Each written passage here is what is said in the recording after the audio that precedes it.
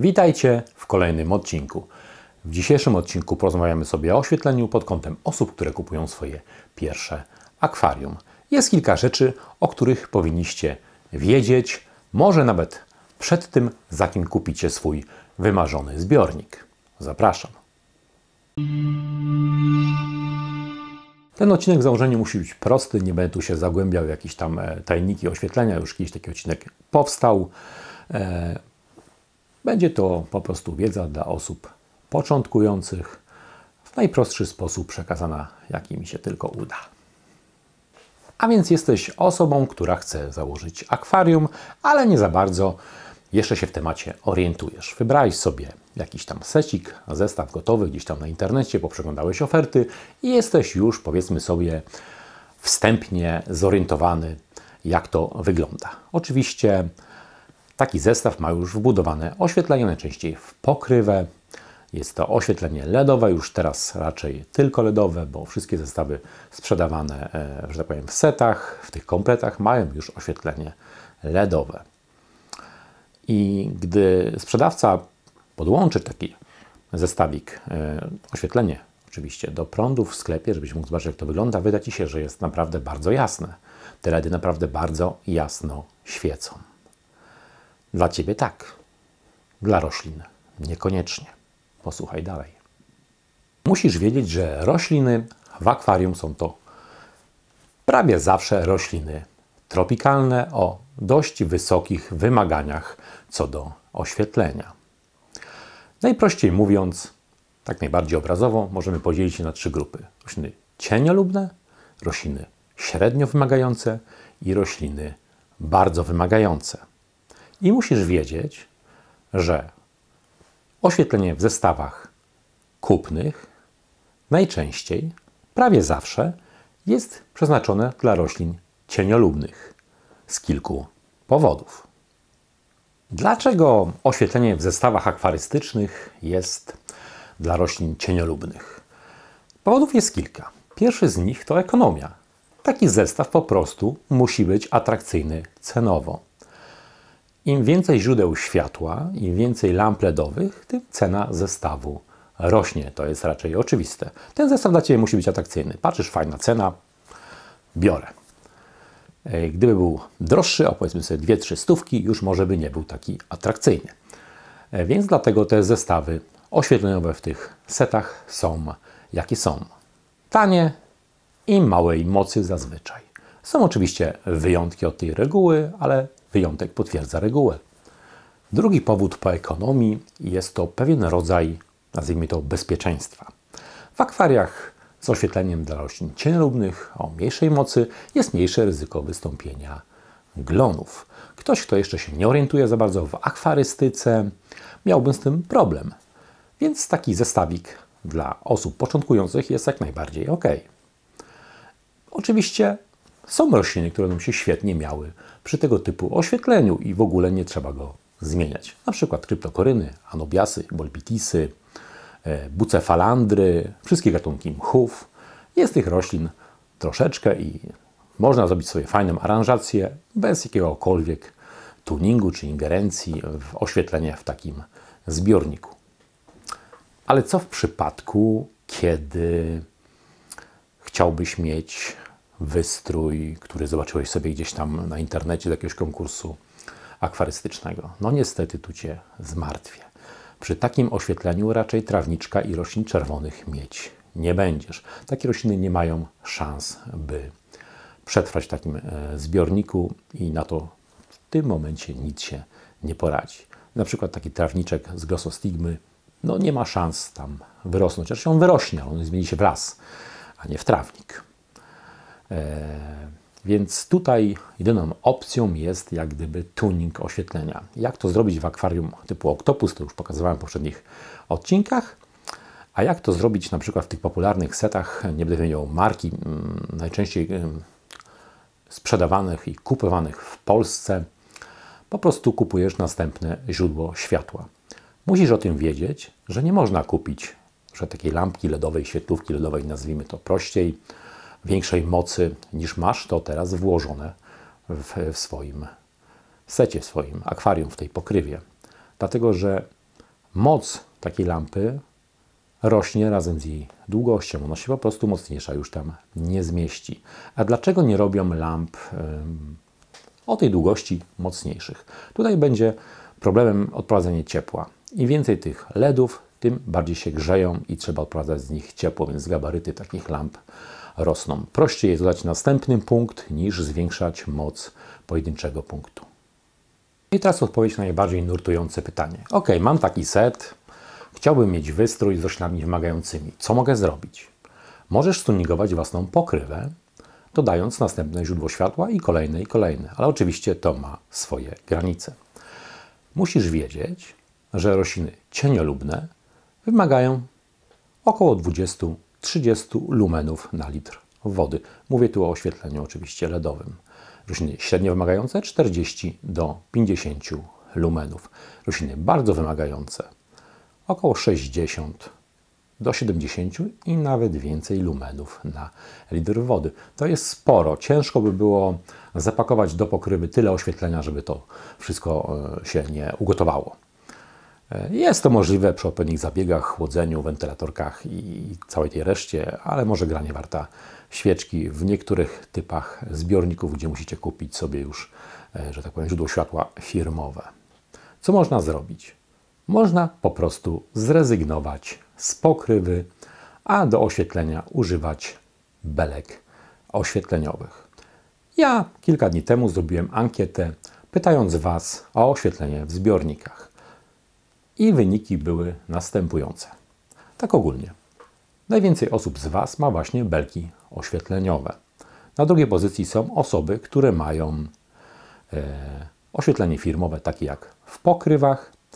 Trzecia pozycja to osoby, które zmontowały sobie same oświetlenie, osoby, które zbudowały sobie oświetlenie same. I następna, że tak powiem, pozycja ostatnia to są osoby, które stuningowały pokrywę oświetleniową w zbiorniku firmowym. Więc jak widzicie, łatwo wyciągnąć wnioski. Ale wróćmy do tematu.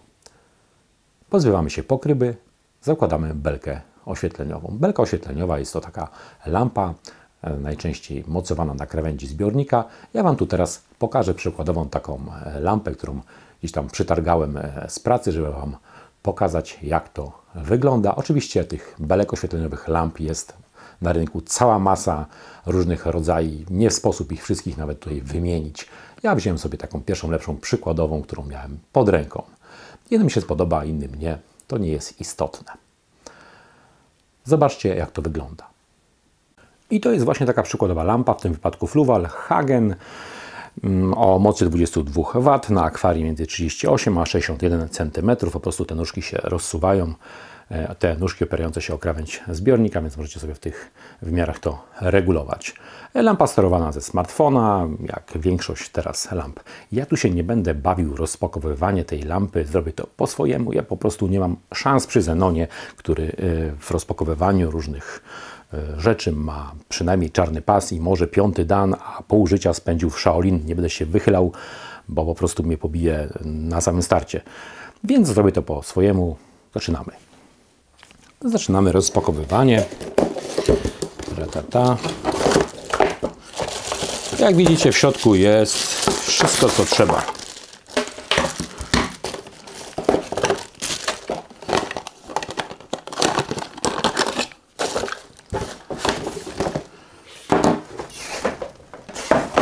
Jak wspominałem, w środku jest wszystko, co trzeba. Na opakowaniu są wszystkie informacje, jakie trzeba. Koniec rozpakowywania. Tak wygląda ta lampka. Suwane nóżki. Możecie sobie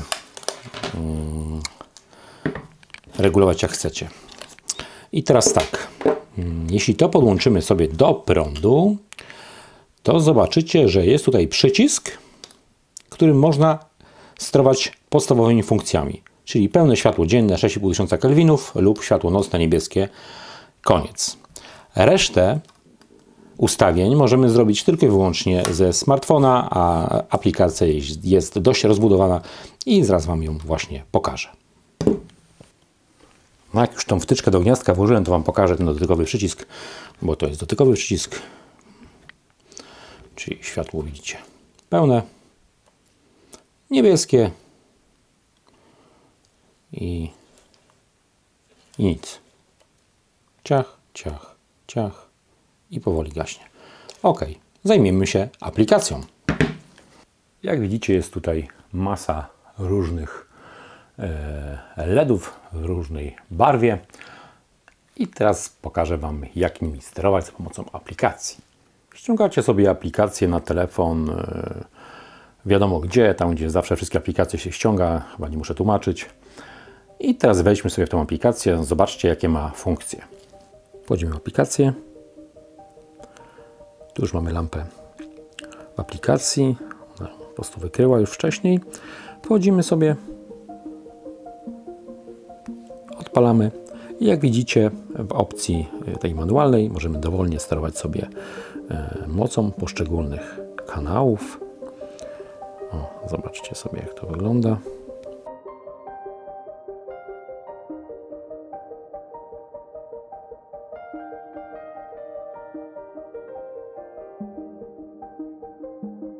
Ale możemy wejść też w tryb auto, który da się edytować. Widzicie tu na dole, dzień jest podzielony na różne pory dnia. Możemy sobie wejść i ustalać od kiedy do kiedy ta pora dnia ma trwać i zapisać ustawienia i oczywiście edytować natężenie poszczególnych kanałów.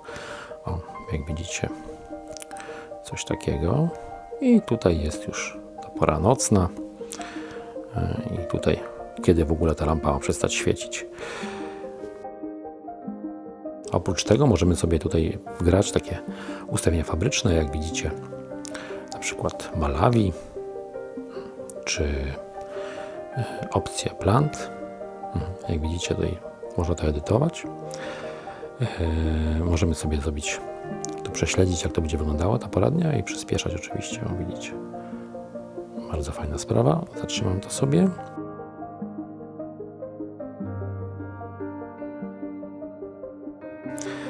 Możecie skontrolować, o jakiej godzinie, jaka moc, jakiego kanału jest ustawiona. To jest wgląd w pełne ustawienia, pełna kontrola. I oczywiście wszystko można sobie tutaj edytować, tworzyć własne ustawienia, swoje własne presety, jak tylko chcecie. Dowolność totalna. Musisz wiedzieć, że belka oświetleniowa daje Ci większe możliwości niż nawet tuning oświetlenia w pokrywie.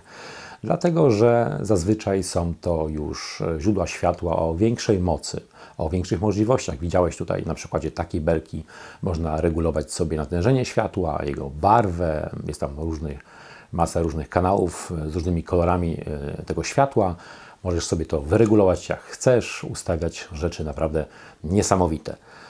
Budować własne oświetlenie, własne presety, robić świty, zmierzchy, co tylko zechcesz, a nawet burze. Są też takie lampy, które pozwalają na przykład na przebieg chmur po niebie i błyskawice. Masa jest takich lamp, także wybór jest ogromny. Belka oświetleniowa daje nam wielkie, wielkie możliwości. Tak naprawdę możemy posiadać w tym momencie wszystkie rośliny, jakie nam do głowy nie przyjdą. Po prostu, jeśli pojedyncza belka ma zbyt małą moc, dołożysz sobie następną i w tym momencie masz wszystko, co byś chciał mieć, jeśli mówimy tutaj o świetle do akwarium. Jest to chyba najlepsza opcja w tym momencie, taka najbardziej wymagająca, również też niestety jest to opcja najdroższa, ale zawsze jest coś za coś. Czasami niektóre osoby mnie pytają, czy jak mam słabe oświetlenie i wydłużę czas świecenia, to będzie ok. Czy ja na pewno muszę mieć tego światła więcej, może dłużej wystarczy? No niestety nie. Tutaj bardzo istotne jest natężenie tego światła, ta ilość lumenów, ten strumień świetlny musi być na odpowiednim poziomie. I również żadne bajeranckie, drogie nawozy Ci tego nie zmienią. To, żebyś bardziej nawoził, te rośliny i tak nie będą rosły, bo mają za mało światła. Taka jest biologia, bracie mój i siostro i kropka. Gdybyś dodatkowo dokładał sobie źródła światła, np. świetlówki LEDowe, możesz to zrobić na dwa sposoby, czyli światło dzienne neutralne około 6500 kelwinów lub nawet troszeczkę więcej, 7, 8, 9. a nawet 10 tysięcy, tylko że 10 tysięcy to już jest bardziej akwariów morskich, tam to fajnie wygląda, w akwariach słodkowodnych wygląda to dość tak nieciekawie, wizualnie brzydko, po prostu jest to takie zimne, sine światło już. No i oczywiście świetlówki plant, rozbudowane widmem czerwonym i niebieskim, po prostu są te diody tam czerwone i niebieskie dodatkowo, żeby fotosynteza u roślin przebiegała lepiej. Oczywiście możesz sobie dołożyć takie świetlówki jak najbardziej, nie widzę przeszkód. I podsumowując, co zrobić, jeśli mam oświetlenie, jakie mam? Kupiłem taki zestaw, nie chcę niczego zmieniać, chcę mieć akwarium z tym, co tam już zastałem w tym zestawie. No oczywiście rośliny mało wymagające, które Ci wcześniej wymieniłem. Jeśli nie znasz się na takich roślinach, poproś go w sklepie zoologicznym, na pewno chętnie Ci doradzą. Szukaj wiedzy na forach internetowych, ogólnie w internecie. Dzisiaj wiedza jest ogólnie dostępna i darmowa, wystarczy smartfon i kilka minut i już wiesz wszystko. Jeśli chciałbyś mieć troszeczkę bardziej wymagające rośliny, zawsze jest opcja dołożenia następnego źródła światła w postaci tej firmowej świetlówki, którą masz już tam w zestawie. Po prostu kup następną, zwiększysz swoje oświetlenie o jego moc o 100%. I w tym momencie możesz się pokusić o naprawdę bardziej wymagające rośliny, z tej grupy średnio wymagających oczywiście. A jeśli chcesz mieć naprawdę wypasione rośliny, trawniki, czerwone rośliny i wszystko, co tylko Ci wpadnie do głowy, jeśli chodzi o rośliny, będziesz musiał kupić belkę oświetleniową, a może czasami nawet dwie. To wszystko zależy oczywiście od Twoich preferencji, litrażu zbiornika i jeszcze kilku innych czynników. I na koniec dziękuję wszystkim wspierającym za to, że wspieracie ten kanał. Dzięki Wam ten kanał może być coraz lepszy. Jakby ktoś chciał wspierać taki kanał, jest taka prosta możliwość. Wystarczy kliknąć w ikonę wesprzyj tuż obok ikony subskrypcji. Tam dalej system Was poprowadzi. I wszystkich zapraszam na mojego Facebooka, gdzie dowiecie się troszeczkę więcej i przede wszystkim poznacie temat następnego filmu, zanim ten pojawi się na YouTubie. Zapraszam, wpadajcie.